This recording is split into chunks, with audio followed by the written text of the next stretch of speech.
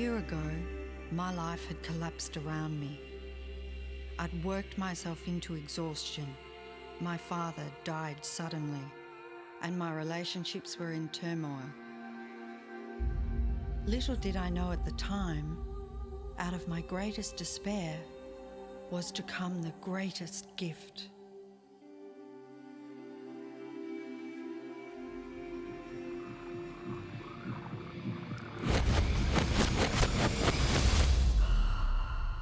I'd been given a glimpse of a great secret.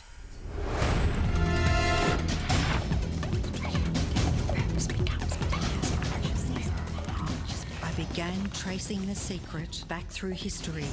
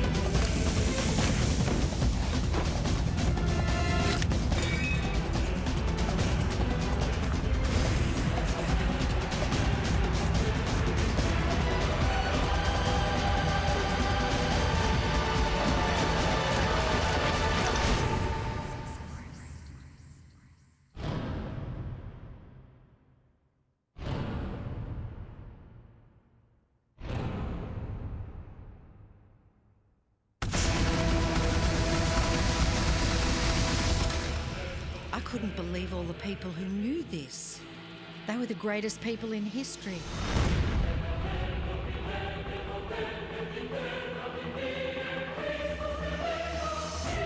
Why doesn't anyone know this? All I wanted to do was share the secret with the world. I began searching for people alive today who know the secret. One by one, they began to emerge.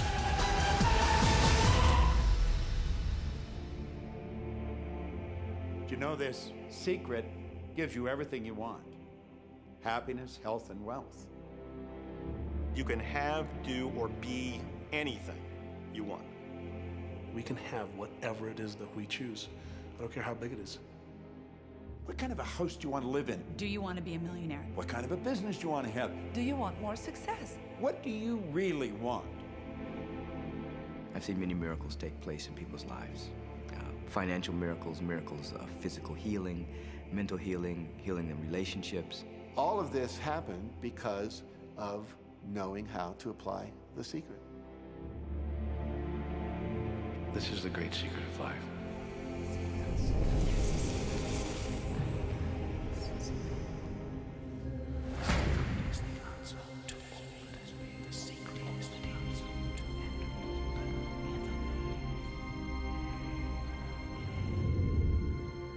You've probably been sitting there wondering, what is the secret? I'll tell you how I have come to understand it. We all work with one infinite power. We all guide ourselves by exactly the same laws. The natural laws of the universe are so precise that we don't even have any difficulty building spaceships. We can send people to the moon, and we can time the landing with the precision of a fraction of a second. I don't care if you're in India, if you're in Australia, New Zealand, Stockholm, or London, or Toronto, or Montreal, or New York. We're all working with one power, one law. It's attraction. The secret is the law of attraction. Everything that's coming into your life, you are attracting into your life. And it's attracted to you by virtue of the images you're holding in your mind. It's what you're thinking. You see, whatever is going on in your mind, you are attracting to you. Now, wise people have always known that. You can go right back to the ancient Babylonians. They've always known this. It's a small, select group of people. Why do you think that 1% of the population earns around 96% of all the money that's being earned? Do you think that's an accident? It's no accident. It's designed that way. They understand something. They understand the secret. And you are being introduced to the secret. The simplest way for me to look at the law of attraction is if I think of myself as a magnet, and I know that a magnet will attract to it.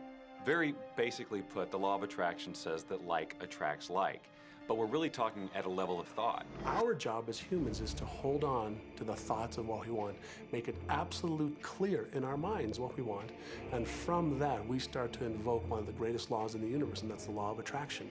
You become what you think about most, but you also attract what you think about most. If you see it in here, you're going to hold it here. And that principle can be summed up in 3 simple words.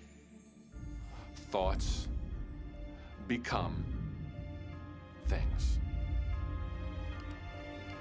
What most people don't understand is a thought has a frequency. Every thought has a frequency. We can measure a thought.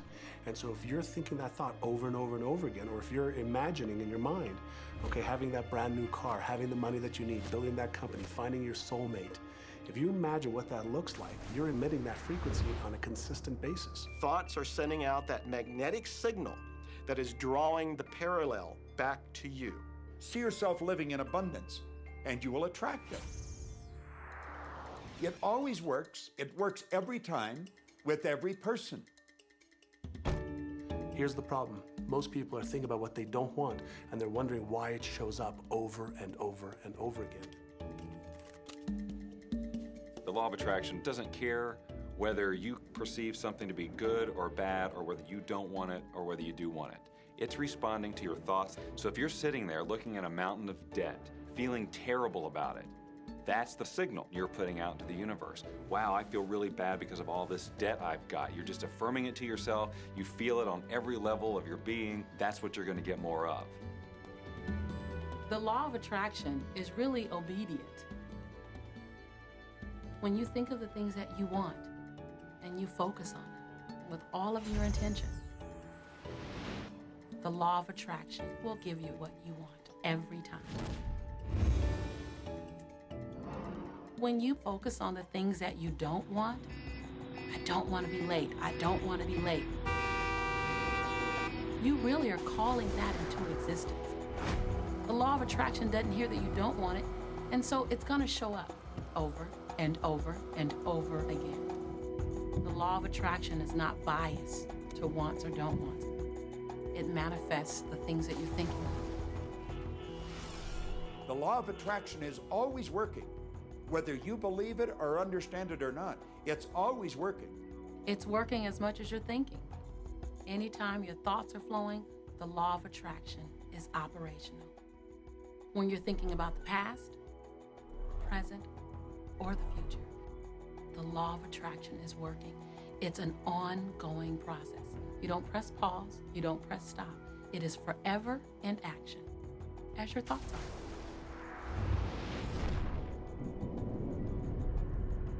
Creation is always happening.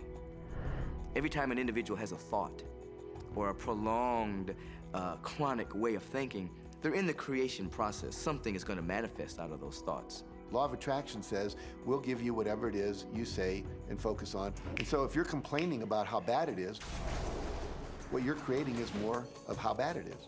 Oh, look, I got that.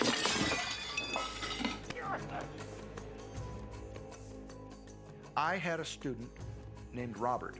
Robert was a gay man, and he was taking an online course I have, part of which entails email access to me. And he outlined all of the grim realities of his life. In his job, all the people ganged up on him. And it was constantly stressful because of how nasty they were with him. When he walked down the street, he said every block he was accosted by homophobic people who wanted to abuse him in some way.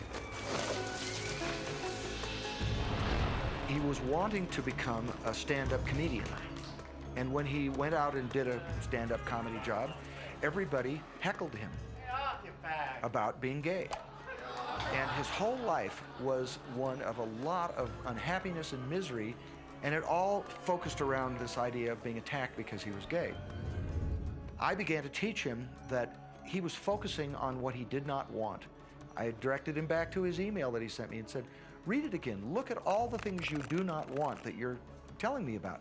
And I can tell you're very passionate about this.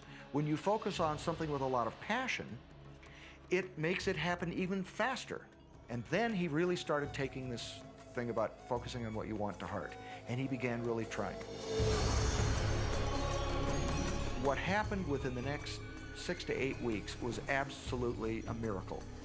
He said that all the people in his office that had been harassing him either transferred to another department, quit working at the company, or started totally leaving him alone, and he began to love his job. He noticed that when he was walking down the street that nobody came up to him and harassed him anymore. They just weren't there. I am a very, very gay man. When he went and did his stand-up comedy routines, he started getting standing ovations and nobody was heckling him. His whole life changed because he changed from focusing on what he did not want, what he was afraid of, what he wanted to avoid, to focusing on what he did want.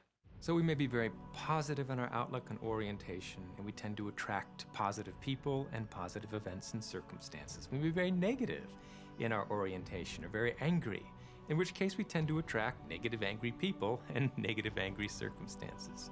And so you end up attracting to you the predominant thoughts that you're holding in your awareness, whether those thoughts are conscious or whether they're unconscious. That's the rub. If you look very carefully when it comes to the secret and the power of our mind and the power of our intention in our daily lives, it's all around us.